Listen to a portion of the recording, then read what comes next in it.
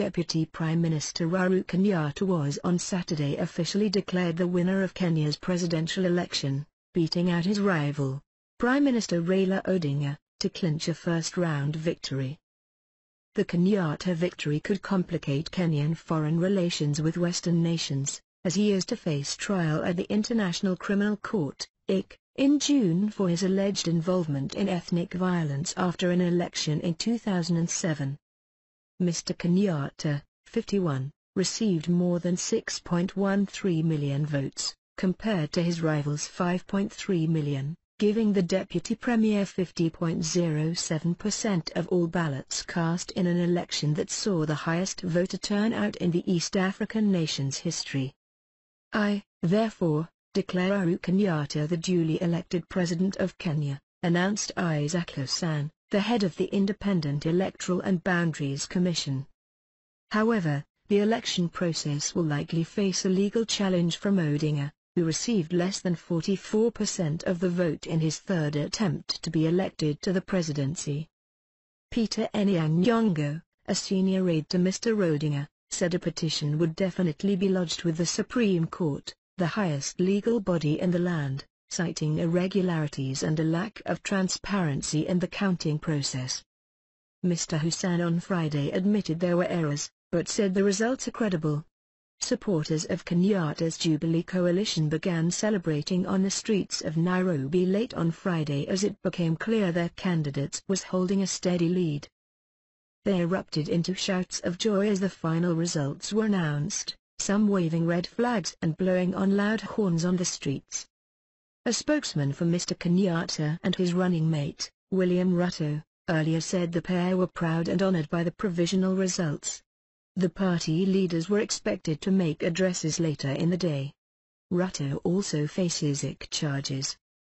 Some 14.3 million Kenyans registered to vote in this election and more than 12.3 million votes were cast.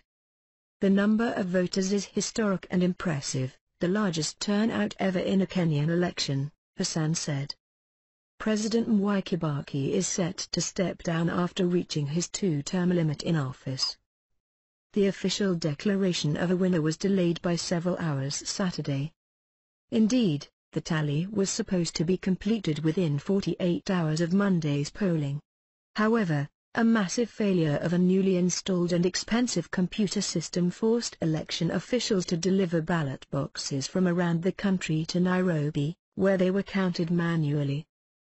The electronic mess has been a blow to Kenya, which is trying to build itself up as a technology hub in East Africa. Barring serious legal challenges, Mr. Kenyatta would be sworn in as president before the end of the month. Kenyatta would be Kenya's fourth president since independence from Britain 50 years ago. His father, Jomo Kenyatta, was the nation's first president and was in office for about 13 years. The elder Kenyatta ran a one-party state, but is still seen as the father of the nation and appears on the country's currency, though a new law will soon ban such portraits on currency. The winner of the election will face a country suffering from underdevelopment and unemployment. Tribalism is also rife and is seen as a hurdle to overcome. This is Kenya's first election since the December 2007 presidential runoff descended into ethnic bloodshed, in which at least 1,000 people died and hundreds of thousands were displaced.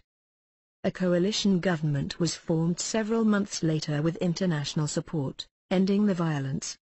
There has been a boosted security presence in Nairobi and other potential hotspots, but the recent elections have been largely peaceful. The election chief called on citizens and politicians to respect the results. We urge all of you again to recall our commitment to rule of law.